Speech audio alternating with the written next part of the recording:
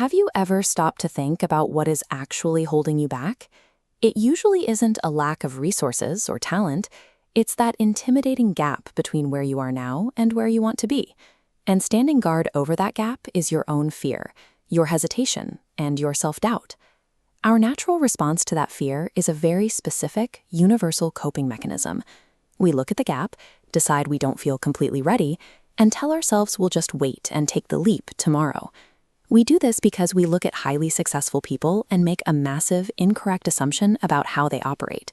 We assume they take action because they possess a magical, inherent abundance of confidence. We map a simple equation. Confidence leads directly to action. We believe we must wait for confidence to arrive before we start. But applied to a goal you've never attempted, this model completely breaks down. If confidence is the starting variable, failure is guaranteed.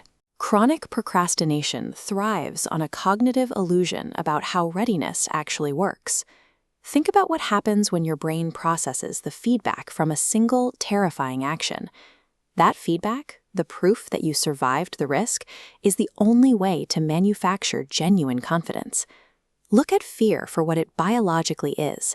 Its entire job is to act as an internal barrier.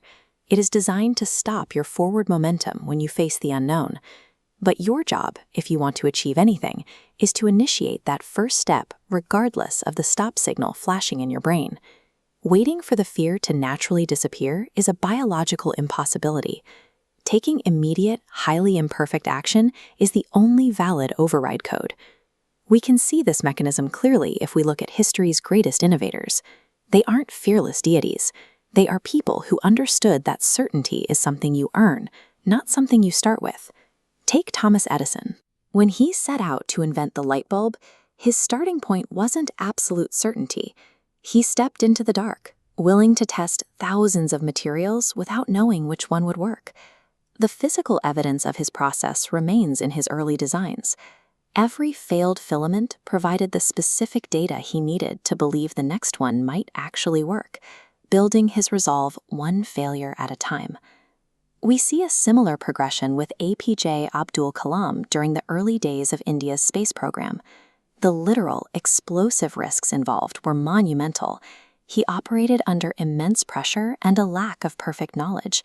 But by solving one subsystem at a time, he gained the momentum needed to eventually face the larger risk of national failure. Consider Ratan Tata and his radical concept for a low-cost car. The market skepticism was overwhelming, and the financial fear surrounding the project was immense. Seeing the prototype finally meet its cost targets transformed his initial financial fear into the resolve needed for mass production. The finished car is the proof of a confidence that was built, not born. These innovators show a clear pattern. They didn't start with certainty, but every terrified step forward provided the evidence to keep going. This means your goal isn't to somehow eradicate your fear before you start. The goal is to learn to carry that fear right alongside you as you move. The word tomorrow is incredibly dangerous. It is the single most common psychological trap we use to avoid the friction of starting today. This timeline shows the true cost of delay. Every time you push a goal to a hollow node called tomorrow, it sequentially drops down and solidifies into a heavy, permanent bar of today's regret. It stacks up. It compounds. You cannot bypass the core mechanism of human achievement. The first step is the exclusive generator of true confidence. There is no other way around it. Taking that first step provides the only data your brain will ever accept as proof that you can actually do it. Get up and begin.